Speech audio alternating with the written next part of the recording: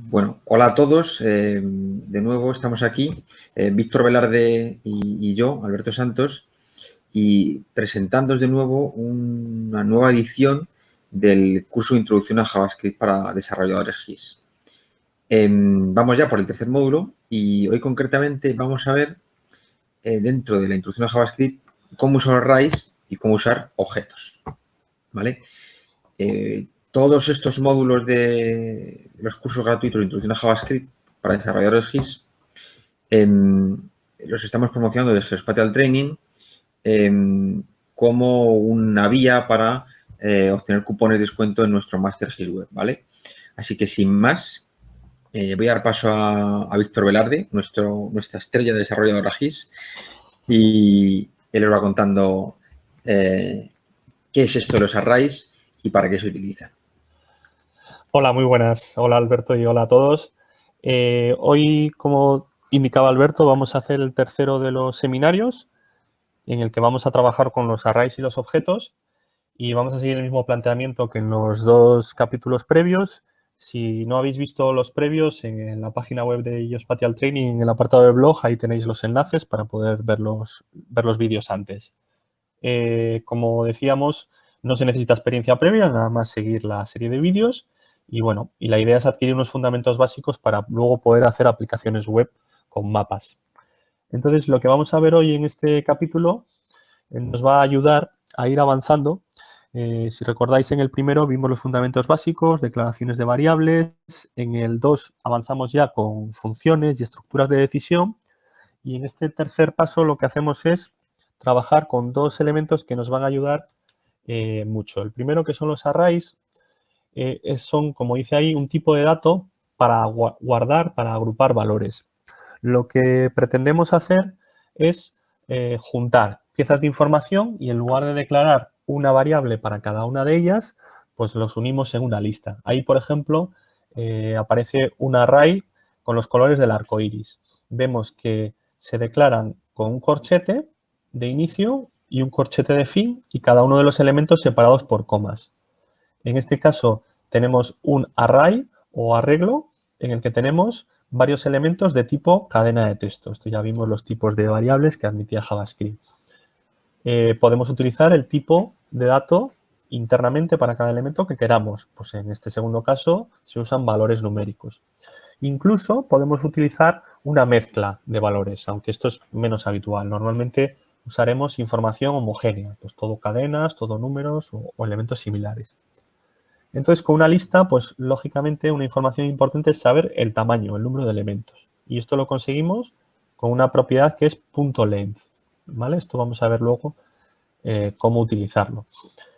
Bueno, pues hemos juntado piezas de información, las vamos a manipular dentro de una única variable. Por ejemplo, aquí, var rainbow colors. Rainbow colors es la variable de tipo array. Y, lógicamente, luego vamos a querer utilizarla. Vamos a querer utilizar cada una de esas piezas, cada uno de esos elementos. Para referirnos a cada una de ellas, utilizamos un sistema de índices. Comenzamos por el número 0 y vamos contando los elementos. Pues red es el 0, orange el 1 y así sucesivamente.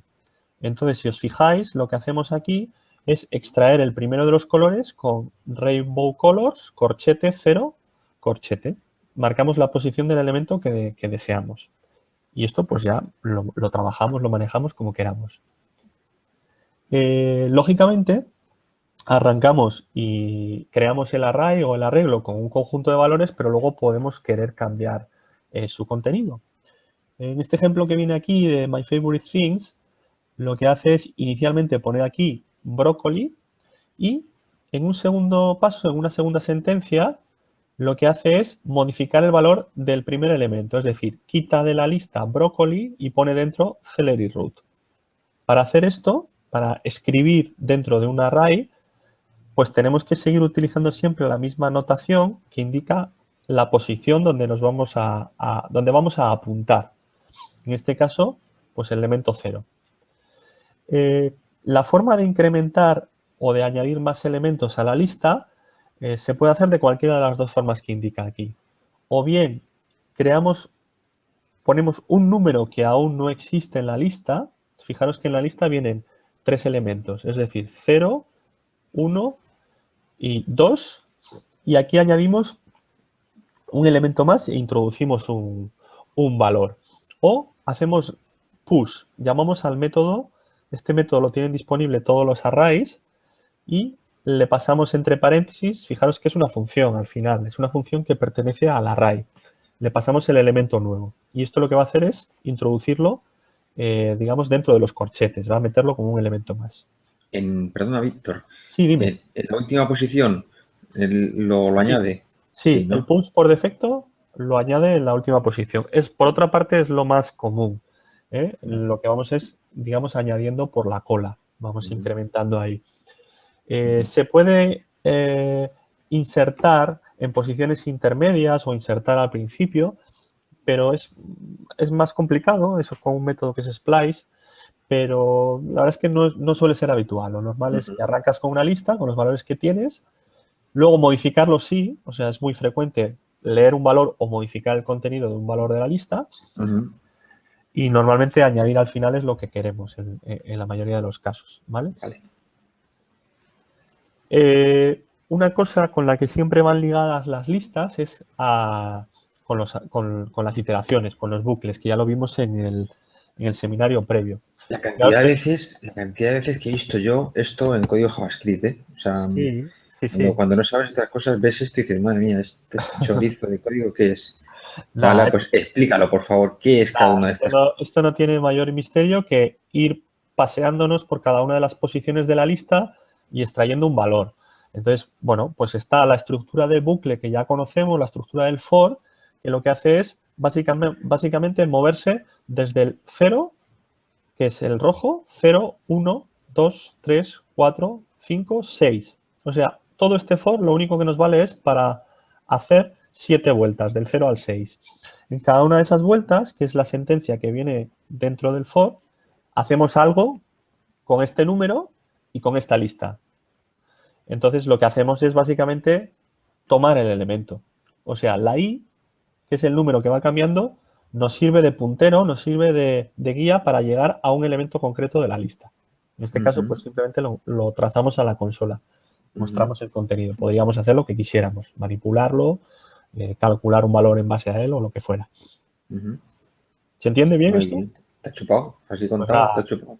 Esto es una de las grandes ventajas de la programación, o sea, el poder repetir cosas fácilmente. Fijaros que aquí estamos con una lista de 7 elementos, pues para entender los fundamentos, pero si tienes una lista de 100 elementos, de 100 coordenadas y tienes que procesarlas todas, pues con este tipo de listas y arrays es con lo que se consiguen mejoras de... Una cosa, Víctor, ¿puedes ir otra vez a la diapositiva anterior? Un segundito. Mira, típica pregunta. Estoy viendo que esto es una pregunta más de bucles que de arrays, pero ya que estamos, no hay la planteamos. Dices, for var igual a 0, siguiente parámetro i menor que rainbow colors length, es decir, desde 0, desde i0, pasando, o sea, hasta... Perdón, la pregunta directa. ¿Qué significa el segundo parámetro? I menor que rainbow colors length. ¿Qué representas en ese bucle? Esto al final representa que te tienes que parar en el 6. Esa es la idea. O sea, que al 7 no tienes que llegar. ¿Y cómo lo haces eso? Pues tienes 2 elementos. Siempre, esto es una fuente muy frecuente de errores, pero en todo el mundo, o sea, de niveles, me refiero. O sea, le pasa a cualquier tipo de programador. El pasarse por uno o quedarse uno por debajo. Los errores de más 1 o menos 1. Siempre hay que fijarse, pues si estás trabajando con un número, con una longitud o con una lista, porque hay que fijarse. En este caso, por donde hay que empezar a leer es por el length, ¿vale? ¿Qué es lo que estamos midiendo aquí? Length es un número de elementos. Número de elementos de la lista.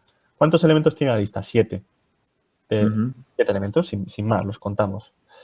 Ahora, ¿qué tenemos que poner aquí a la izquierda? ¿Menor o igual que? Pues ahí tenemos que fijarnos el número de vueltas que queremos tener, el número de iteraciones. Si queremos empezar en el 0, el 0 cuenta. Esto es una cosa que al principio, claro, uno tiende a pensar fuera del contexto de la programación que empiezas a contar en el 1. Bueno, pues el 0 es un número igual de válido a la hora de recorrer en programación. Entonces, siempre mucha de la confusión suele venir por ahí. Entonces, pues desde el 0 hasta que la i sea inferior a 7, que es lo mismo que decir de 0 a 6. Y nada, el I++ este es pues ir incrementando. Vale, entonces los 3 parámetros son desde 0, el siguiente es hasta dónde quiero llegar y el tercer parámetro es el incremental, Sí, que le vas exacto. metiendo a cada paso. Vale, vale, Correcto. vale. Y siempre hay que fijarse en los bucles, pues si aquí tenemos un menor o un menor igual. Esto suele ser Vale, fuente de muchos errores. vale, perfecto, entendido. Muy bien. Ahora vamos a ver un pequeño ejemplo muy similar y lo vamos a hacer juntos, ¿vale? Para trabajar y ver un poquito cómo construir los arrays. Vamos a hacer como en el resto de seminarios. Voy a cargar aquí el enunciado y vamos a hacerlo juntos. En el caso del 3, el primero, vamos a plantear este. El otro día estuvimos haciendo los ejercicios con un editor que es Sublime y hablábamos que existían otros muchos editores. Hay editores de distintos tipos de licencia, gratuitos, de pago, software libre, hay infinidad. Mi consejo es que inicialmente pues exploréis varios y que aquel que os convenza o que os interese más, pues que veáis más adecuado para vosotros, lo sigáis. Yo hoy quería cambiar, quería probar otro editor y voy a usar uno que yo personalmente utilizo mucho, que es Notepad. Notepad++, ¿vale? Es un editor que lo puedes bajar gratuitamente también de su página web. La diferencia es que en el caso de Sublime hay un periodo de evaluación, luego lo tienes que pagar, no es muy caro, entonces son unos pocos dólares, pero en este caso es además gratuito. Entonces, pues bueno, pues quizá antes de adquirir una licencia, pues podemos ir a algo gratuito. Vamos a cargar aquí el enunciado y vamos a la derecha. Esta solución tipo tiene lo mismo, es muy similar, es un sistema de pestañas. Lo voy a mover aquí para que se vea en paralelo. A la derecha está la respuesta tipo, la solución tipo, que esta la colgaremos después, pero prefiero hacerla juntos ahí e ir viendo paso a paso, ¿vale? En este ejercicio vamos a escribir solo JavaScript y lo vamos a ejecutar luego en la página web que ya hemos usado en otros seminarios, que es Replit, ¿vale? No vamos a crear un HTML, directamente vamos a trabajar con el JavaScript. Entonces, el primero de los pasos, crear una lista de ciudades, lo vamos a iniciar en esta pestaña de aquí, ciudades. Yo ahí pongo 3 ejemplos. En este caso, pues es una lista de 3 cadenas de texto. Podemos poner las que queramos, separadas por comas. Entonces, esto inicialmente no me da resultado hasta que yo no, igual que el Sublime, suele ser así, hasta que yo no le guardo con la extensión que le corresponde. Entonces, los ficheros de JavaScript sabemos que van con extensión JS. Lo hemos visto en alguna importación. No habíamos creado uno específicamente, no estoy seguro. ¿Los creamos en los anteriores seminarios, Alberto? No sé si creamos el No, JS. no, lo que pasa es que no, hay otra opción también en Notepad++, si te vas al menú lenguaje, Sí, puedes lo elegir puedes el definir lenguaje que también. estás, también te Efectivamente. marca los colores, efectivamente. Pero siempre Fijaros, la semana pasada yo creo que fue HTML lo que montamos, lo no guardamos, JavaScript. ¿no? Y el Sí, JavaScript estaba embebido en el HTML. Bueno, las dos formas de escribir JavaScript son o directamente dentro de un script, que ya lo vimos en el anterior caso, o en un fichero JS que luego importamos en nuestra página web. Cuando digamos las órdenes de JavaScript son muy extensas, pues por ejemplo con las bibliotecas de mapas, con OpenLayers, lo que sea, pues lo tenemos que tener aparte. En realidad no son uno, sino normalmente varios JS vinculados y trabajamos de esta forma. Entonces ya tenemos el resultado de colores, tenemos la declaración de una variable ciudades de tipo array, seguimos con el enunciado, bueno, pues el acceso a un elemento de la lista. En este caso vamos a poner la primera ciudad y la primera ciudad, bueno, utilizamos la variable ciudades que acabamos de declarar y apuntamos con el número al elemento que queremos, empezando en 0. Pues el 0 es el primero, no hay duda. Y esto luego hacemos con ello, con esta pieza de información que ya la tenemos en una variable, lo que queramos. Yo aquí lo estoy trazando a consola, podríamos usar para llamarlo como parámetro en una función o lo que necesitemos, ¿vale? Bien, estas 3 líneas vamos a pegar en el Replit. El Replit lo voy a abrir aquí en el navegador, lo tengo aquí a la mano. Es esta consola interactiva de JavaScript que para probar cosas rápidas pues está muy práctica. Entonces pegamos a la izquierda el código y fijaros cómo aquí a la derecha me aparece como resultado del console log Torrelavega, que es el contenido de la primera. Bueno, pues si cambiáis ahí el número, lógicamente pues nos cambiará la ciudad que extraemos de la lista. ¿Vale? Muy sencillo. En el caso que queramos saber cuántos elementos tiene una lista, porque no la hayamos construido justo encima, imaginaros que una función nos devuelve una lista. No sabemos cómo la ha calculado. Queremos saber cuántas ciudades tiene esa lista, pues utilizamos la propiedad que ya hemos visto de length. Length nos da ese número y terminamos con punto y coma. Esto podríamos, pues igualmente, trazarlo a consola para ver el número. Lo vamos a hacer justo a continuación. Pero antes vamos a ver cómo tomar el último elemento. Claro, si no sabemos de antemano cuánta longitud tiene una lista, apuntar con un número directamente pues no es posible. Pero sí podemos llegar de forma indirecta si utilizamos length menos 1, que esto básicamente es el mismo principio del que estábamos hablando antes en el bucle. O sea, si queremos coger el último elemento de una lista, pues siempre lo podemos hacer apoyándonos en su length. Ciudades, length menos 1. Si la longitud son 3 elementos, le restamos 1, nos quedamos con la posición 2. 0, 1, 2, último elemento. Lógicamente, lo teníamos ya aquí en una variable, pues lo podemos utilizar. Perdón, no quería cortar eso, quería hacer Menos 1, ¿no? Eso es. estos. Exacto. Sobre la declaración de la lista que ya tenemos antes, en el repeat, que la tenemos en memoria, pego lo siguiente y fijaros. Claro, es que, bien, me alegro de haberme equivocado porque así lo explicamos bien. Bueno, fijaros en lo primero, en donde pone 3. Bueno, lo que estamos mostrando aquí es el número de elementos de la lista. Bien, perfecto. Tenemos el número de 3, 1, 2 y 3. Ahora, fijaros lo que parece cuando he dicho ciudades número. Ciudades número, o sea, ciudades 3 no existe. La lista se acaba en el 2. Por eso me está dando undefined. Aquí no he escrito lo que yo os he dicho, que es que hay que restar una posición, ¿vale? Para ajustar con el índice de base 0. Ahora ya sí, si ajustamos ese número, el número de elementos menos 1 nos da la posición de mal. ¿Vale? Bien, todo esto lo tenemos. Y nada, y estos mismos elementos, el número de elementos, la variable número, nos sirve para componer un bucle como el que hemos hecho antes. Entonces aquí en el paso 5, pues nada, se propone hacer un bucle.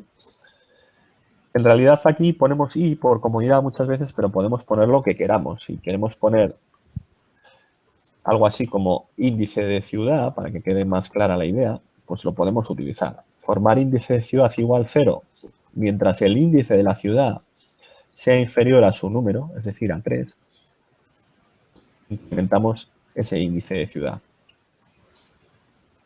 Cuando está claro con lo que manejamos, pues utilizamos una i o una j, un valor sencillo, pero bueno, en estos casos igual se ve más claro. Y entonces lo que hacemos es utilizar este índice de ciudad para tomar la ciudad que nos interese en cada vuelta. Mostramos por consola y, por ejemplo, decimos ciudad y estamos concatenando, que esto ya lo vimos en el anterior seminario, concatenando una cadena de texto con el nombre de la ciudad. Aquí se ve un poquito, como mi tamaño de letra es un poco grande, se veía un poco raro el salto, pero bueno. Está claro, no, pero se ve muy bien, ¿eh? Entonces, sobre la lista que ya tenemos en repeat, perdón, hay que pegarlo a la izquierda, no a la derecha. Vamos a hacer aquí una limpieza. Pegamos a la izquierda y lo que pegamos se ejecuta y se ve en la derecha. ¿Veis? La cadena de texto, Ciudad Torrelavega, Ciudad Santander, Ciudad Madrid. ¿Vale? Esto es muy básico y muy útil. Lo vamos a estar utilizando constantemente. Pues fijaros, para recorrer listas de coordenadas, recorrer listas de capas de un mapa, lo que sea. ¿Vale? Es muy frecuente.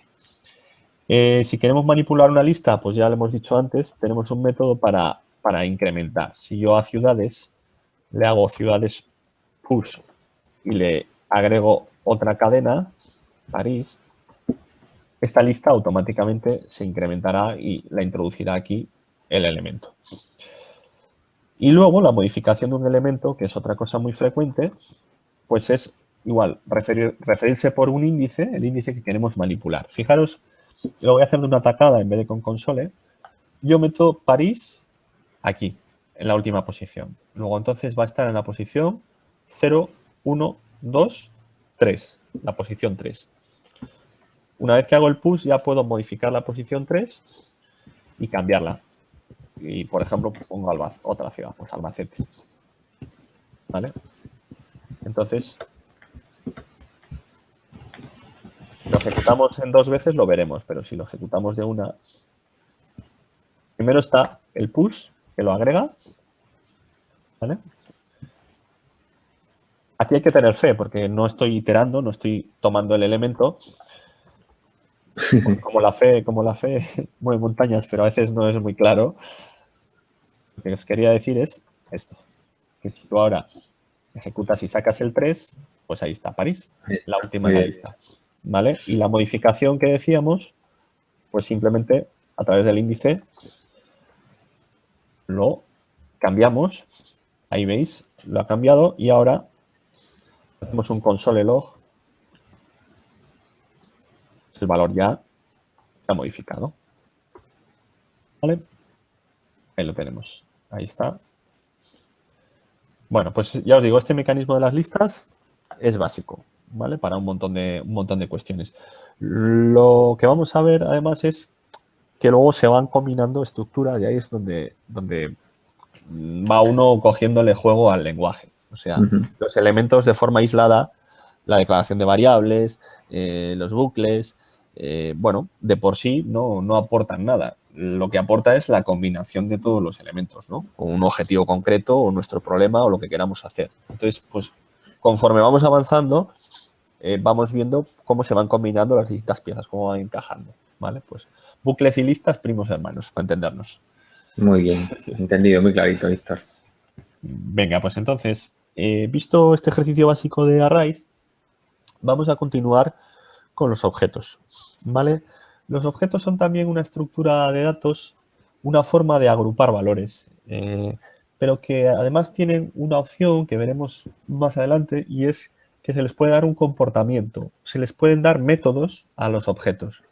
Y esto, bueno, esto entronca con una forma de programar y con una forma de organizar los datos, que es en general la orientación a objetos, que en los lenguajes de programación pues es, digamos, una forma de trabajar o un paradigma muy extendido y que, bueno, pues que en el caso de JavaScript no es exactamente un lenguaje orientado a objetos, pero nos permite mantener esto. Esto al final es pues casi una organización mental que primero hace el programador, que ve cómo dispone sus datos, cómo los organiza en piezas más grandes, porque lógicamente conforme los programas se hacen más grandes, pues manejas más información. Entonces, fijaros con el ejemplo que viene aquí de cómo crear un objeto, que nos dice eso, que almacenamos propiedades y métodos. O sea, quedaros con la idea de que un objeto es datos y métodos para poder manipularlos. Vais a ver un poco la idea. Abajo de todo hay un objeto que dice var lisi de cat. ¿Vale? Lo que queremos aquí es guardar en una sola variable bastantes piezas de información relacionadas con un gato, ¿no? Su edad, el color de pelo, etcétera. Entonces, claro, nosotros con lo que conocemos hasta ahora, la única opción que tendríamos es pues crear una variable para cada una de sus piezas. Pues una variable para la edad, de tipo numérico. Otra variable de tipo string para guardar el color del pelo. Otra variable tal, y así sucesivamente. Entonces, claro, llega un momento que eso no escala, o sea, que no puedes manejar así la información. Entonces, lo que se hace es empaquetar, agrupar toda la información relacionada, en este caso, con un objeto gato. El término objeto es así, un término abstracto, ¿no? Puede ser cualquier cosa, un objeto. Puede ser un gato, puede ser un perro, un animal, un mapa, una capa, una leyenda, lo que a nosotros nos interese más.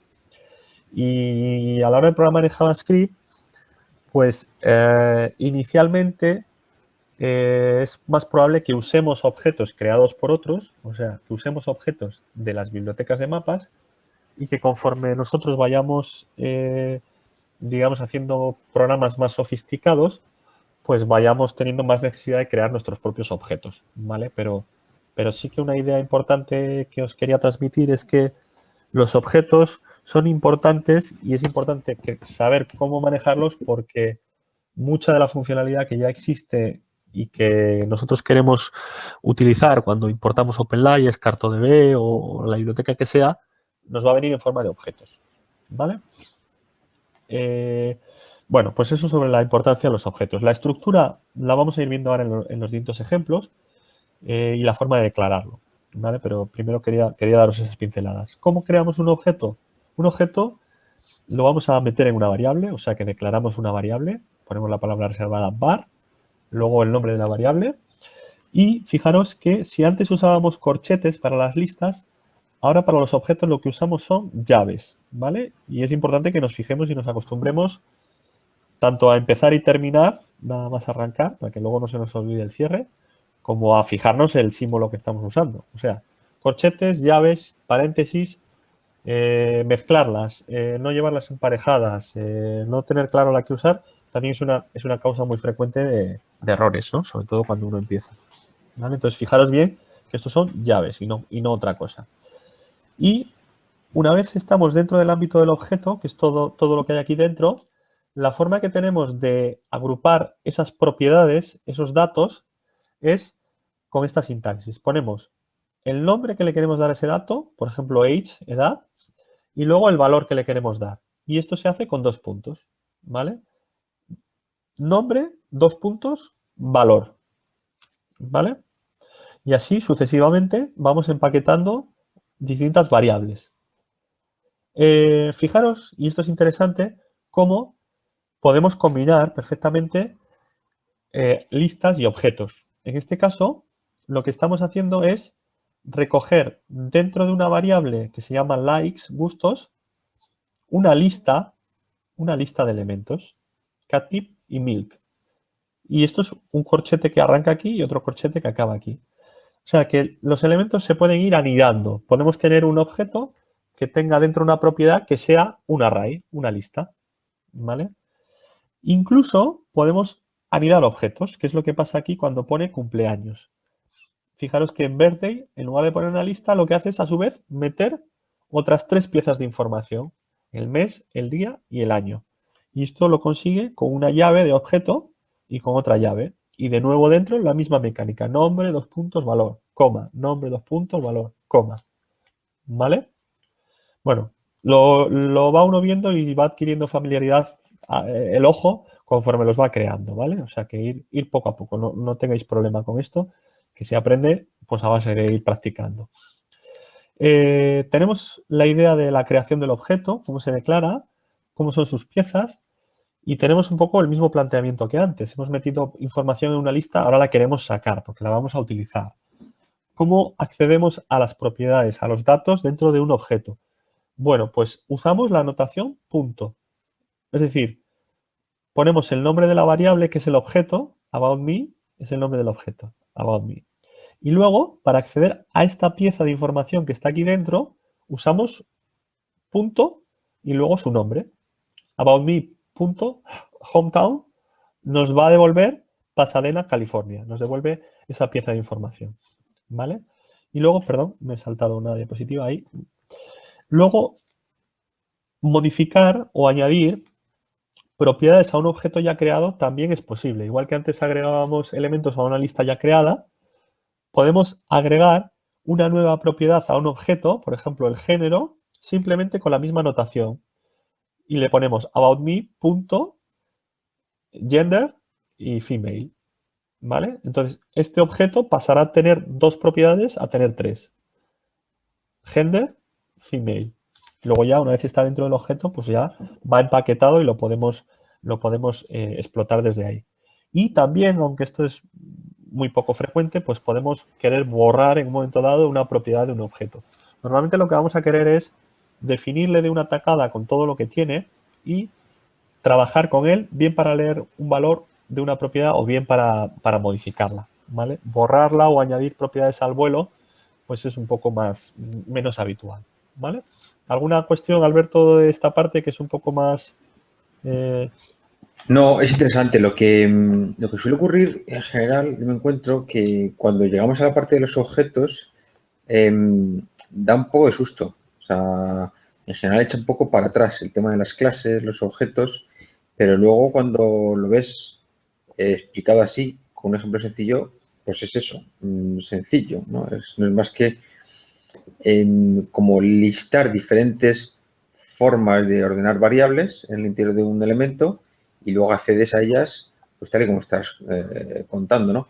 Lo que entiendo que es importante es, como tú decías al principio, es conocer bien la estructura, o sea, análisis de tu programa, ¿no? Lo que hace falta que haga tu programa y a partir de ahí construyes objetos que reducen la complejidad del programa y lo hacen, como decías, escalable, ¿no? Quiere Sí. decir que de entrada es complicado que se te ocurra montar un objeto cuando empiezas a programar. Es generalmente cuando tienes cierta soltura y has hecho y conoces el programa en condiciones, ¿no? Cuando ya tienes claro qué es lo que hay que hacer. Sí, a ver, la orientación a objetos es una cosa que se tarda y se tarda en ir adquiriendo. Lógicamente, si uno ya tiene experiencia en otro lenguaje de programación, pues un lenguaje como Java o como C Sharp, que son orientados a objetos puros, pues esto es un objeto, o sea, esta idea de objeto no es opcional, es obligada, ¿no? En el Claro. caso de JavaScript es una cuestión que, a ver, primero hay que usar objetos, ¿vale? Creados por otros, que básicamente son las bibliotecas geográficas de mapas. Y entonces es importante saber cómo acceder a la información que nos van a dar. Cómo poder tomar el título de un mapa, saber su número de capas, Claro. ese tipo de cuestiones. Eh, la información que uno maneja en su programa, pues podrá ser más o menos sencilla y, bueno, pues a lo mejor no necesita crear objetos inicialmente. Conforme crece es cuando ya tiene esas necesidades de agrupar variables y dar un poco más de sentido y de orden a esto. Entonces, bueno, pues uno puede tener dos variables, una variable x para manejar la coordenada longitud y una variable y para manejar la latitud y no es ningún problema. Si ya va a hacer operaciones con esas coordenadas, pues medir una distancia a otro punto, representarlo en un mapa, y está constantemente con esas dos piezas de información trabajando juntas, pues probablemente necesite crear un objeto punto o usar un objeto punto o coordenada geográfica que alguna biblioteca le proporcione. Entonces, Claro. o sea, inicialmente los objetos hay que saber usarlos, no Ujú. sin más, y saber cómo acceder a sus valores. Luego veremos cómo saber llamar a sus métodos y con eso ya tenemos mucho ganado. Luego, Ujú. organizar, estructurar, crear tus propios objetos viene pues con la práctica, ¿vale? Ujú. Esta segunda parte, la componente de los métodos, es una componente muy importante y también inicialmente, pues bueno, pues puede dar un poco de susto porque hay más símbolos, porque hay más comas, más paréntesis, más llaves, pero con el ejemplo que vamos a hacer después yo creo que se va a entender bien.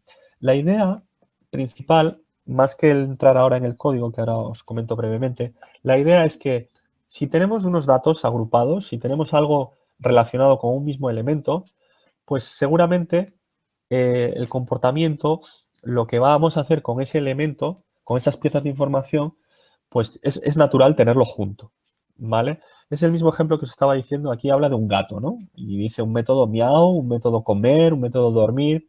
Al final son funciones que trabajan con estos datos. Bueno, en el contexto de GIS, pues el ejemplo que os acabo de dar del punto, de las coordenadas geográficas, yo creo que es sencillo y muy claro, ¿no? Puedes tener un objeto de tipo punto con dos propiedades, que son la componente X e Y de tu sistema de proyección, el que sea, y luego a lo mejor quieres calcular la distancia desde ese punto a otro. Bueno, pues ahí es donde entrarían los métodos, ¿vale? Los métodos serían una función dentro de los objetos que nos permitiría hacer ese cálculo, esa conversión o esa medición de distancia o lo que fuera, ¿vale? Y todo ello forma una unidad que es el objeto, ¿vale? Aquí está al final lo que nos interesa más, que es la invocación. Es decir, yo tengo un objeto que es el gato y con la notación de punto hago punto miau y aquí ya se llama a la función y hace lo que tenga que hacer. ¿Vale? O sea, si empezamos por aquí, en vez de entrar ya en llaves, puntos y demás, lo vemos mucho más claro. Tenemos un objeto que es un gato y queremos que haga miau. Tenemos un objeto que es gato y queremos que coma algo. Y le pasamos aquí el alimento. Si entramos ya ahora con esta idea de llamar a un método de un objeto, entramos aquí en la estructura, pues entonces ya es donde a lo mejor inicialmente uno se puede perder más, pero con un poquito de atención se entiende. Tenemos lo mismo que hablábamos antes, apertura de llave y cierre de llave para indicar el contexto del objeto. Todo esto es el objeto, ¿vale? Tenemos las propiedades que ya hemos visto, que son edad y color de pelo. Y los métodos tienen la misma estructura. Un nombre, aquí pone miau, un nombre, y un valor. Lo que pasa, o la diferencia está, en que en lugar de dar como valor una pieza de información, lo que metemos es una función. ¿Vale? O sea, este es el punto clave. Los elementos de un objeto son siempre nombre del objeto, dos puntos y su valor. Nombre del objeto, dos puntos y su valor. Y con los métodos es exactamente igual. Es nombre del objeto, dos puntos y valor. Lo que pasa es que como valor va toda la función. Bueno, lo vamos a ver luego en el ejemplo, ¿vale? Pero quedaros con esa idea y con esa estructura y verlo con un poco de detalle, ¿vale? Anidar elementos, que es lo que habla aquí a raíz de objetos, es algo muy parecido a lo que veíamos antes. Y aquí también, pues hay que fijarse corchete, lo que es un corchete, lo que es una llave, dónde empiezan y dónde acaban las cosas, ¿vale? Entonces, lo que tenemos aquí, my cats, mis gatos, es un array, es una lista. Lo vemos porque tenemos un corchete de inicio y uno de cierre. Hasta ahí está claro, ¿no? Pero Y luego, un segundo, Víctor. sí, Esto, tal y como si empezamos así, es una lista lo que estás mostrando. exacto, sí. Siempre hay Vale, que, siempre hay que empezar desde fuera hacia adentro. vale, O vale, sea, vale. vamos a ver la visión general y luego Ujú, vamos a ver los componentes que están dentro. vale. Entonces, cuando empezamos a ver llaves, corchetes y demás, lo que uno tiende a hacer es a entrar en el detalle y a ver qué pone aquí de miau y qué es no sé qué, ay, aquí hay una coma, y entonces se pierden los detalles. Y lo que hay que hacer es ir de lo general a lo concreto. Yo creo que Ujú, se ve más cómodo, más fácil. Entonces, aquí lo que tenemos es una lista y ya sabemos hacer arrays, hacer listas, ¿vale? Porque es un corchete y un conjunto de elementos. Lo hemos hecho antes con las ciudades en el ejemplo. ujú. Entonces, pues nada, aquí tenemos lo mismo, una lista, my cats. ¿Qué es lo que pasa? Que en lugar de tener solo una pieza de información, una cadena de texto, dentro de la lista vamos a tener objetos, ¿vale? Vamos a Vale, aprovechar que ya sabemos usar objetos y en vez de poner solo el nombre del gato, vamos a poner su nombre y su edad. Toda vale. una pieza de información. Y Eso eso, es un objeto. desde el punto de vista de la semántica, lo descubrimos porque aparece un corchete, pero porque aparece Sí, una llave.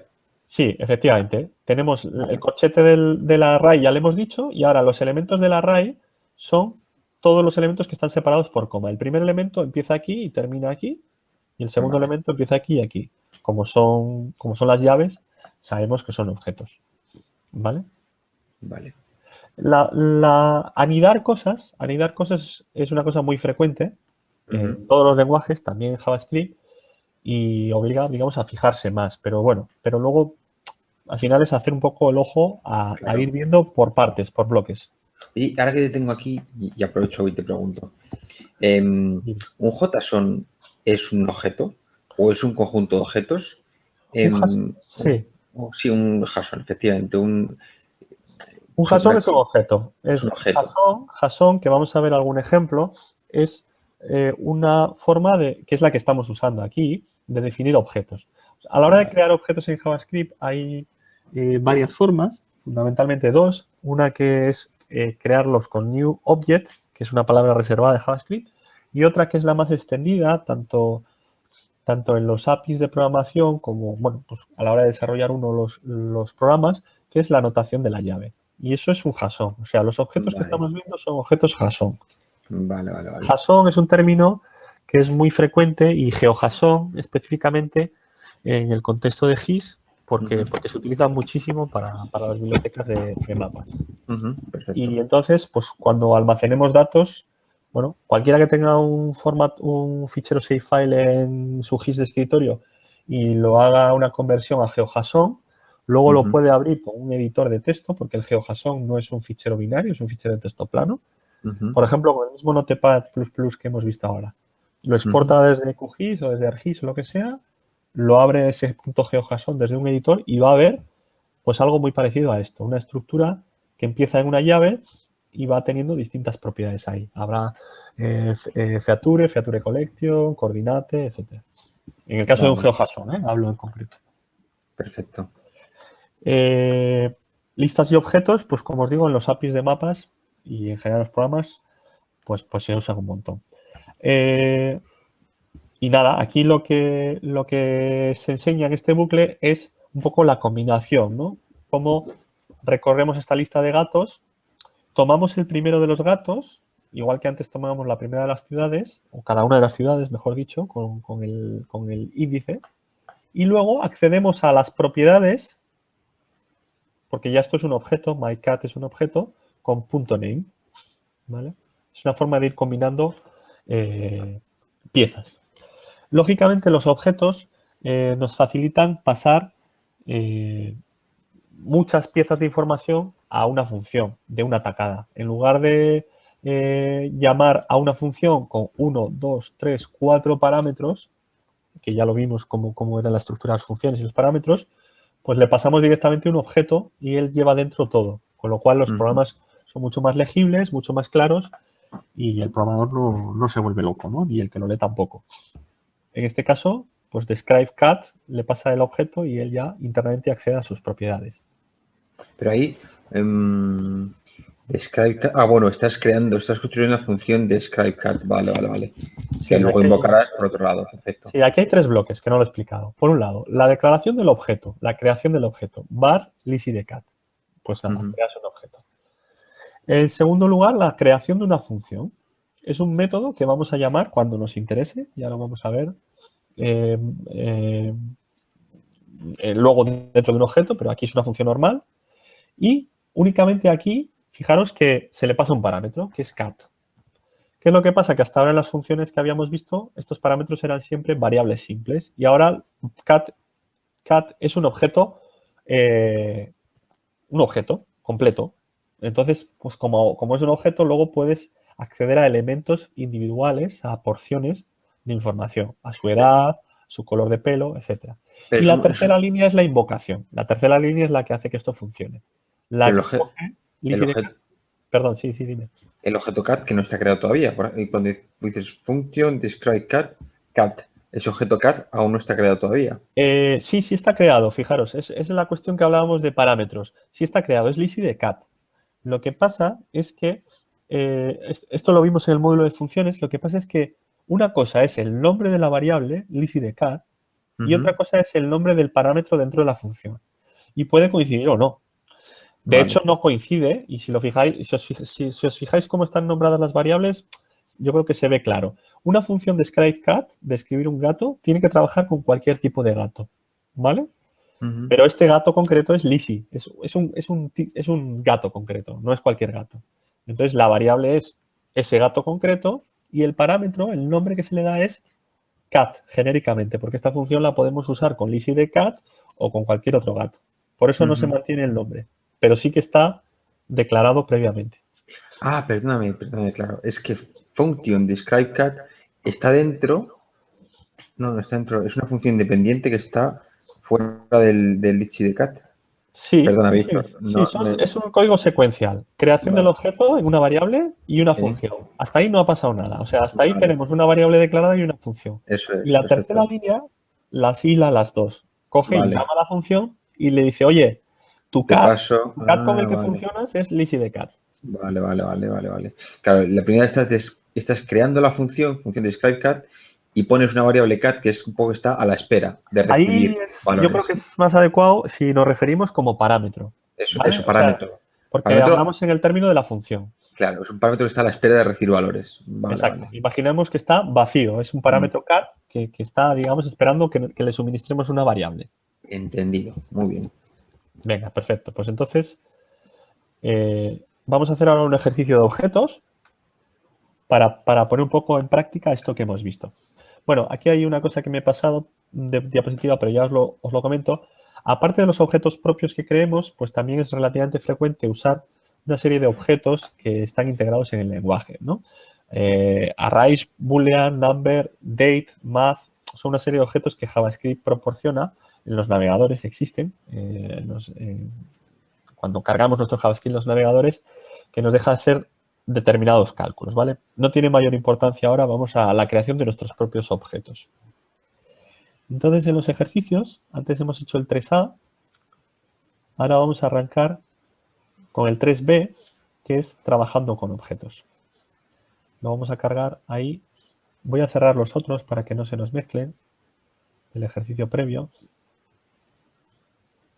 Por un lado tenemos el enunciado y por otro lado, por si tenemos que consultar algo en un momento dado, los objetos, ¿vale? Lo que vamos a hacer es crear una nueva pestaña que va a corresponder a un nuevo fichero. Entonces, el nuevo fichero le vamos a salvar, guardar como en nuestro escritorio como 3B, que es el ejercicio de los objetos. Bien, y ahora ya lo movemos a otra vista para tenerlo ahí en paralelo.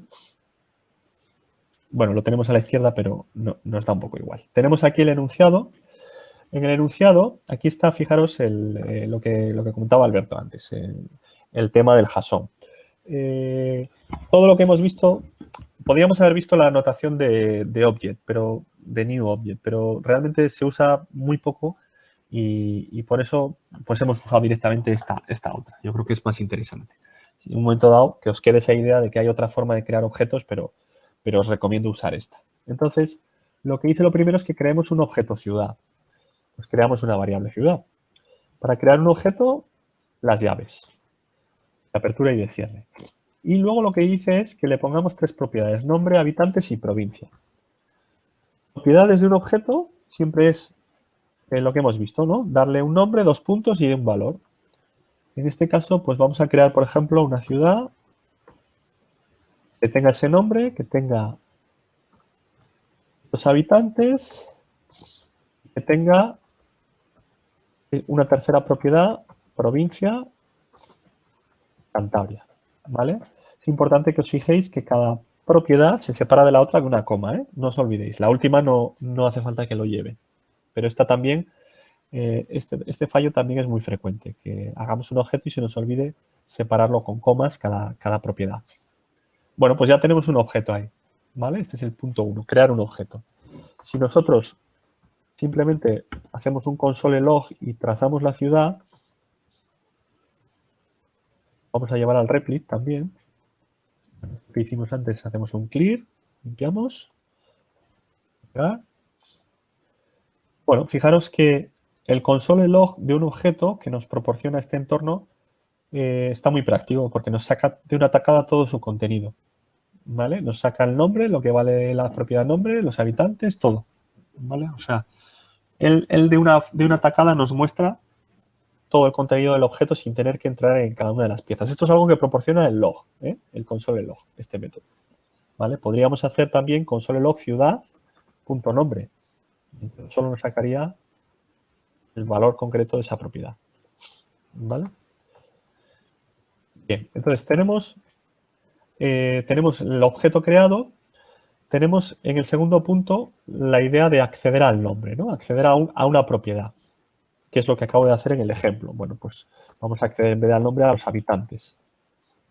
Bueno, pues en una variable h podemos meter el número de habitantes de esa ciudad. Fijaros una cosa que os dice aquí en el enunciado, porque esto en los ejemplos de JavaScript que podáis ver conforme vais practicando o aprendiendo, lo veréis, ¿no? Hay la anotación, la forma de acceder a la propiedad con el punto, que es muy frecuente, pero también hay otra forma de acceder que es exactamente igual, ¿vale? Exactamente igual. Y que consiste en poner en lugar del punto los corchetes, comillas y el nombre de la propiedad, ¿vale? Esto, H, es exactamente igual que H2. O sea, está devolviéndonos esta porción de aquí. ¿Vale? Es lo mismo, podéis elegir la que queráis, la que veáis más clara, ¿vale? Pero cuando el código no lo escribís vosotros, pues que sepáis que que son equivalentes, ¿vale? Esto que he hecho aquí es simplemente recordando un poco las cuestiones de evaluación y el verdadero o falso, booleano, de todo lo que vimos. Es una comparación estricta. Me dice si realmente no os he mentido. Esperemos que no os haya mentido. Si lo evaluamos, pues veis que ahí aparece un true, ¿vale? O sea, es la misma cadena de texto, ¿vale? Perdón, el mismo valor numérico. ¿Se entiende, Alberto? ¿Bien? Perfecto. Sí, Acceso a bastante una sencillo. propiedad del objeto. Bueno, y una vez que sabemos cómo acceder, pues lógicamente podemos cambiarla. Es decir, podemos hacer, bueno, ahí como ya he cambiado de nombre a habitantes, pues voy a seguir con habitantes, ¿vale? En el enunciado os dice que lo hagáis con el nombre, que cambiéis el nombre a la ciudad. Bueno, pues lo que queráis. Podéis cambiar las dos cosas. Por ejemplo, le voy a poner como nuevo valor de población 65.000. Bueno, voy a hacer las dos cosas, ya que estamos. Y voy a utilizar las dos formas de referirse para tenerlo un poco variado, ¿vale? Voy a cambiar y ahora este objeto va a dejar de llamarse Torlavega y ahora va a tener esta cadena. Bueno, pues entonces vamos a poner un valor un poco más real. Y bueno, pues aquí he cambiado valor a dos propiedades que ya existían, pero nada me impide, como dice aquí en el punto 4, definir al vuelo, o sea, añadir, crear nuevas propiedades para este objeto, ¿vale? Normalmente las propiedades se definen al inicio. O sea, lo normal es que si yo voy a tener un objeto de ciudad donde quiero guardar si es capital o no, provincia, pues lo normal es que lo tenga definido de origen, ¿vale? Pues en este caso, que hubiera hecho algo como esto. Esto es lo más habitual. Pero en determinados contextos sí que es verdad que se pueden agregar propiedades dinámicamente. Entonces, pues bueno, os lo cuento, pero quedaros con esa idea. Normalmente vienen definidas, el objeto viene completo para entendernos, ¿vale? Y manipula su contenido. En este caso, lo que hacemos es extender el objeto, realmente. He quitado la propiedad porque la voy a definir al vuelo. Y para definir una propiedad al vuelo, simplemente utilizo esa notación. El punto. ¿Lo veis? Ahora este elemento capital se va, digamos, a incrustar, se va a encajar en el objeto y en vez de tener 3 propiedades va a tener 4. ¿Vale? Pero, Víctor, un segundito. Sí. ¿Cuándo has creado esta propiedad? Ahora, en esta línea, únicamente aquí. Eso es lo que os trataba de explicar. Es una Vale. definición al vuelo. Esto otros lenguajes de programación no lo permiten. Claro. Otros lenguajes, cuando defines un objeto, Lo cierras. Normalmente está definido de antemano cuál va a ser su estructura. Y ya os digo que es lo más frecuente. O sea, si tú quieres trabajar en tu programa con un mapa, pues lo normal es que tengas tu estructura del objeto y que la crees. Pero dinámicamente a veces se trabaja y se agregan o se quitan propiedades, ¿vale?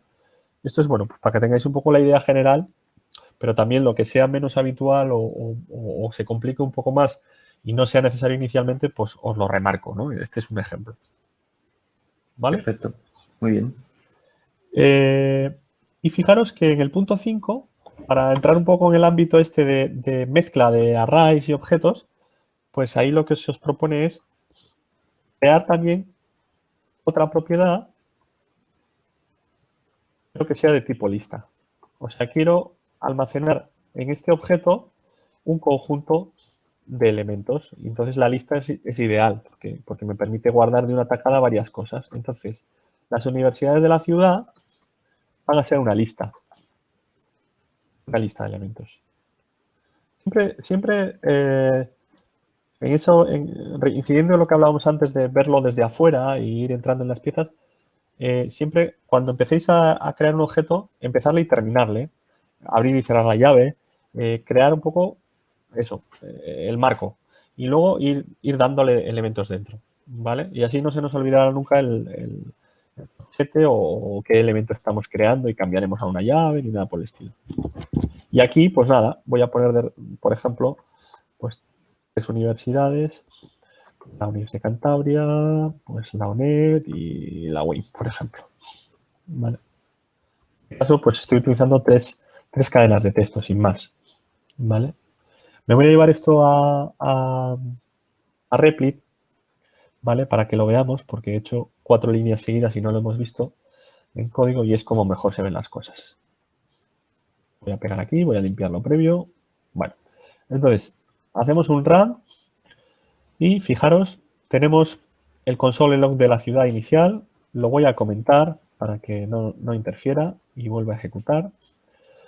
Tenemos el tema de recuperar las ciudades, que ya lo hemos visto antes, lo voy a suprimir. Y tenemos el tema de cómo hemos modificado y creado elementos. Yo aquí le he agregado las universidades y podría hacer algo, por ejemplo, como ciudad, universidades, la primera de las universidades, la universidad 0. Console log, ciudad, universidades. Y esto, lógicamente, me va a mostrar solo la UC, la Universidad de Cantabria, la primera de ellas. Perfecto. ¿Vale? Pues nada, objetos y arrays funcionando de forma conjunta. La parte principal de los objetos, sobre todo la que se maneja al principio, es la de los datos.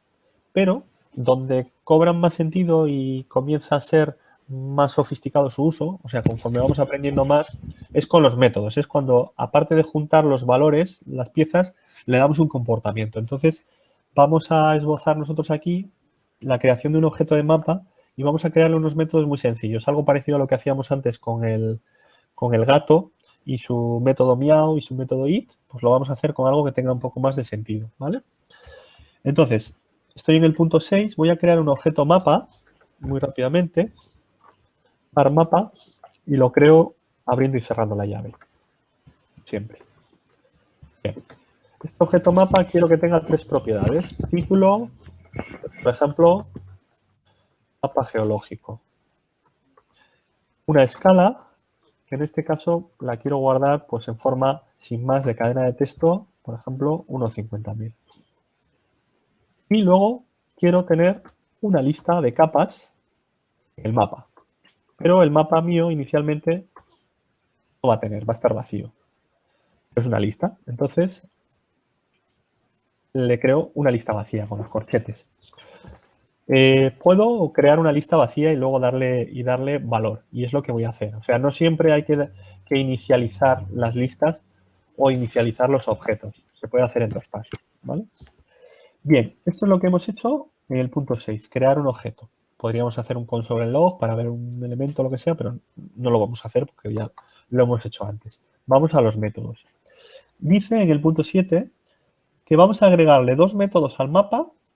El primero nos va a mostrar datos, o sea, nos va a mostrar información de estos elementos. Y el segundo de ellos va a agregar una capa al mapa, ¿vale?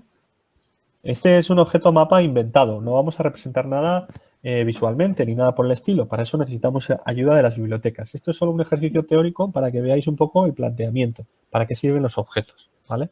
Evidentemente este objeto de por sí no tiene un comportamiento de que nos pinte algo en un mapa. Es una cosa obvia, pero bueno, pero hay que remarcarlo. O sea, estamos haciendo un ejemplo sencillo, teórico, de los fundamentos. Entonces, para agregar un método, lo que se hace es poner primero el nombre del método, mostrar datos y luego dar valor. Aquí hay que poner el valor, la función, ¿vale? Y lo voy a hacer de 2 formas. Antes en el ejemplo de la diapositiva, lo que aparecía aquí era el function, ¿vale? Function, aparecía esto, una función integrada ahí, ¿vale? Una función no tiene por qué estar al nivel raíz, puede estar anidado y estar aquí, después de 2 puntos, ¿vale? Esto es una cosa que al principio también pues hay que fijarse, porque se puede confundir uno. Pero dejando de lado un momentito esto, que vamos a volver sobre ello, este método tiene que hacer algo. Pues, por ejemplo, quiero que me muestre por pantalla pues un mensaje. Este es el mapa y aquí quiero mostrar el nombre del mapa, que está guardado ya en el objeto. Entonces, aquí lo que hacemos es decir this.título, ¿vale? This Es una palabra reservada, igual que var, igual que otras que hemos utilizado, que lo que indica es esto. Esto es el objeto. O sea, esta porción de información, esta variable título, la va a buscar en el contexto del objeto, dentro de sí mismo, para entendernos, ¿vale? Porque todo esto es una unidad. Entonces, distítulo, o sea, esto. ¿De acuerdo? Esto nos va a mostrar el título. Y, como dice ahí en el ejemplo, podríamos coger y mostrar también la escala. Este es el mapa. Vamos a quitar. Este es porque la palabra mapa ya viene en el otro. Este es un mapa geológico. Y vamos a poner aquí con escala, dos puntos, más. Y ahora accedemos a otra propiedad. Pues disescala. ¿Bien? ¿Se entiende esto? Perfecto, macho. Venga, pues entonces lo ponemos en el replit y lo vemos funcionando, que siempre es la forma más clara. Aquí, ¿qué tenemos? Un objeto definido. Aquí, si yo hago run, no pasa nada. O sea, no hay comportamiento, no hay resultado. Solo lo he definido, este método. No lo he invocado, no lo he llamado. Si yo quiero llamar que esto se muestre por pantalla, tengo que hacer mapa, mostrar datos. Esto es una invocación al método del objeto. Los palabras, los términos, procuro usarlos estrictos porque luego, bueno, pues, es bueno, ¿vale? Pero soy consciente de que a veces, pues cuesta coger un poco el vocabulario, pero hemos creado un objeto y esta función, este miembro de aquí, es un método. Pues esto es una invocación, una llamada al método del objeto. Si hay alguna Perfecto. cosa que no tal, me dices si lo comentamos. No, hombre, pero mejor, como dices tú, llamar las cosas por su nombre. Porque con esto de la informática y la programación suele pasar que se llaman la misma cosa de diferentes formas y lleva equívocos. Entonces, Sí, sí. si todo se nombra igual, pues es mucho más fácil comunicarnos entre programadores o no entre programadores, sino entre programadores y analistas. Y por eso las Sí, cosas mejor por su nombre y hacer el esfuerzo de aprender cuál es el nombre para después utilizarlo bien, con propiedad, porque si no lleva muchos equívocos. sí, es que, a ver, los lenguajes de programación son, en general, ¿no? La rigidez por antonomasia. O sea, para Claro. que un computador entienda lo que tú quieres, pues claro, no puede. Entender un lenguaje natural es muy difícil. Esto es un lenguaje muy pautado, muy cerrado, muy concreto, y por eso que falte una coma, un corchete o lo que sea, pues nos puede hacer pasar un mal rato. Pues con los términos lo mismo, ¿no? Si tenemos un equívoco, pues lo mismo.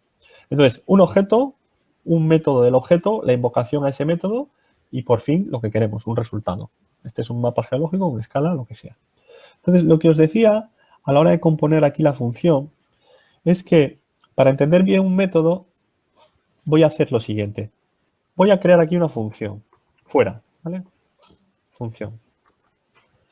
Le voy a llamar a esta función mi función de mostrar título, por ejemplo.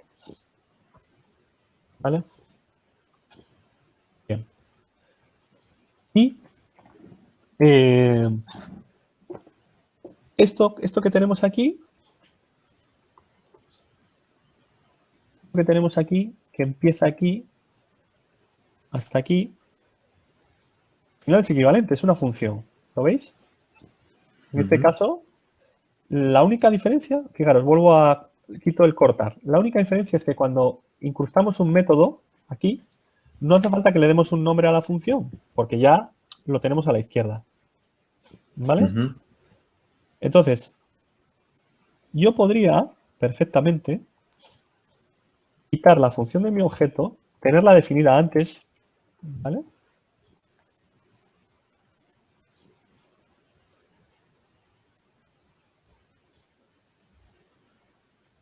A ver, lo he hecho de forma un poco atropellada. Quedaros con cómo está ahora, ¿vale? Una función normal, como la que conocemos, con su nombre, con sus parámetros y con un comportamiento.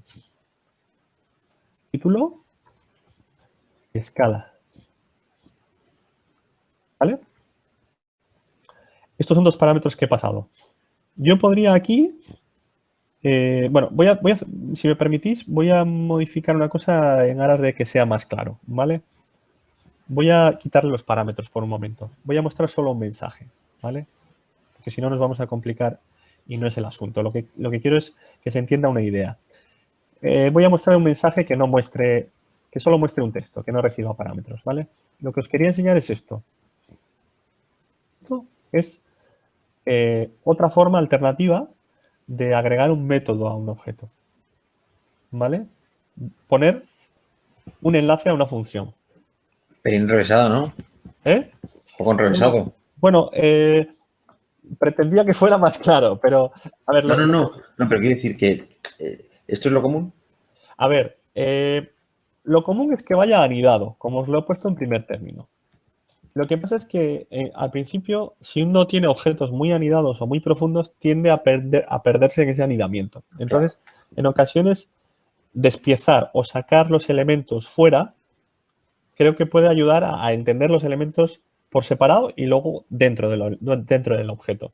Pero Por eso lo he esto, sacado, pero aquí hay un problema y es que no le he hecho pasar los parámetros. Bueno, hay más cuestiones, pero solo os quería enseñar cómo, en realidad, tenemos donde antes teníamos una función fuera, que la llamábamos, que hacíamos lo que quisiera, pues ahora tenemos una función embebida. Voy a hacer control Z y voy a volver. Con la ventaja de que esta función embebida que tengo aquí tiene acceso ya de por sí con this a todo lo que está dentro del objeto. ¿Vale? O sea, las funciones en línea, pues al final son eso, funciones. Las puedes declarar fuera y luego incrustarlas. ¿Vale? No sé, pretendía que fuera un ejemplo más claro. es muy claro y lo que pasa, lo que yo veo Y es que quizá lo he enrevesado más. No, al contrario, pero esto tengo una idea muy buena de lo importante que es, me imagino, cuando programas con JavaScript, el ser ordenado, porque tu código se puede convertir en una auténtica locura. O lo tienes muy ordenadito, que es cada cosa, pero como empiezas a sacar lo que hay, las funciones de un objeto fuera del propio objeto y no tengas el código medianamente ordenado, es fácil perderse, ¿eh? Sí, a ver, lo importante, ser ordenado, estoy de acuerdo contigo, es muy importante, tienes que mantener la pauta y sobre todo, pues bueno, si en un momento dado, por lo que sea, tienes un código confuso, que pasa, nos pasa a todos, que bueno, pues a veces no están las ideas claras y no lo ves claro, pues extraer porciones o verlas aisladamente, separarlas, encapsularlas en otra función auxiliar, pues imagínate, tienes un método de 50 líneas y 10 hacen una cosa y 10 otra. Bueno, pues te llevas esas 10 a otro sitio y las llamas desde ahí. Eso que inicialmente fragmentar pues puede parecer que está como más inconexo, pues luego ayuda a centrarte en una parte cada vez, en una parte del problema. Y bueno, este anidamiento que tenemos aquí es muy leve, no hay problema. Se ve más claro con la función en línea.